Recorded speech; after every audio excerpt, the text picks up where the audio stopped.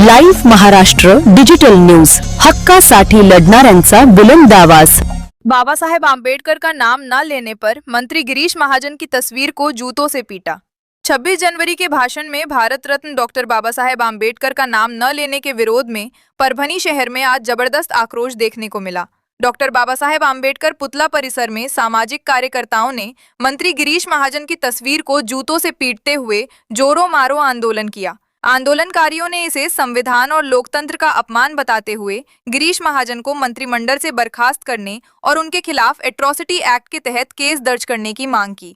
प्रदर्शनकारियों का कहना था कि संविधान के शिल्पकार का नाम जानबूझकर टालना बेहद शर्मनाक और निंदनीय है।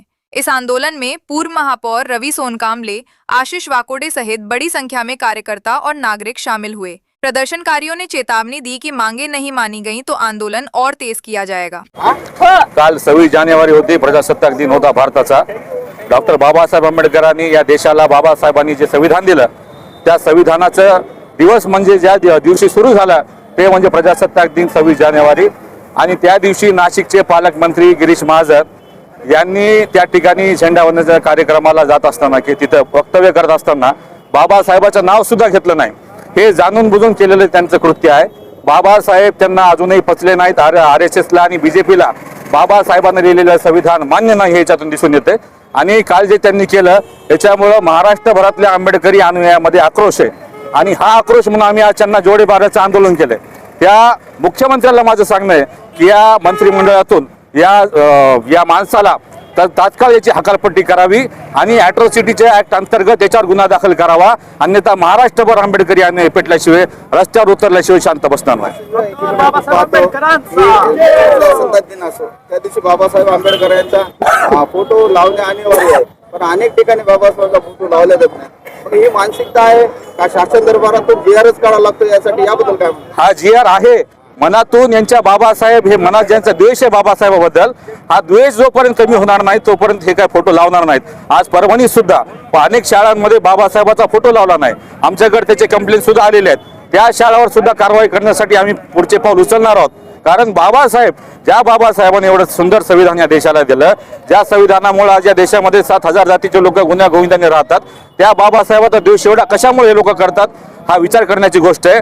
आणि जर फोटो तुम्ही लावत नाहीत, बाबासाहेबाचं तुम्ही नाव घेत नाहीत आणि समोर येऊन ते सांगते की जयंतीमध्ये मी निळे शर्ट घालून नाचलो, नाचण्याला ते दिखावा आम्हाला समाजाला कळून चुकलेला आहे। तुम्ही काय दिखावा करता आम्हाला माहित आहे की तुमच्या मनामध्ये बाबासाहेब बी नाहीत आणि बाबासाहेबाचं संविधान पण नाही।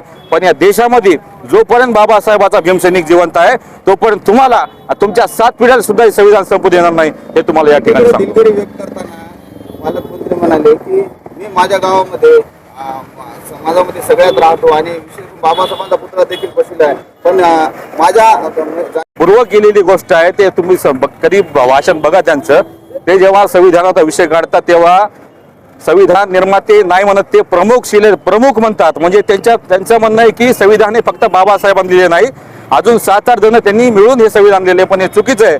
बाबासाहेबांना फक्त डॉक्टर बाबासाहेबांनी संविधान दिलेलं आहे। त्यांनी जे काल म्हणले की मी चुकून अनावधानाने केलं हे चुकीचं गोष्ट आहे। त्यांनी ते मनातलं त्यांच्या तोंडावर आलेलं आहे आणि ते जे सांगतात गावामध्ये पंक्ती दिल्या, बाबासाहेबाचा पुतळा बसवला, हे करणं काम आहे। कारण ते लोकप्रतिनिधी आहेत आणि लोकप्रतिनिधीचं ते काम करतात, पण मनातला जातीवर त्यांच्या जात नाही, म्हणून आम्ही आज हे आंदोलन केलं। एकीकडे की तुम्हाला इतर नेत्यांचं नाव अनेक दुसऱ्यांचं सुचतं, पण बाबासाहेबांचं का सुचलं?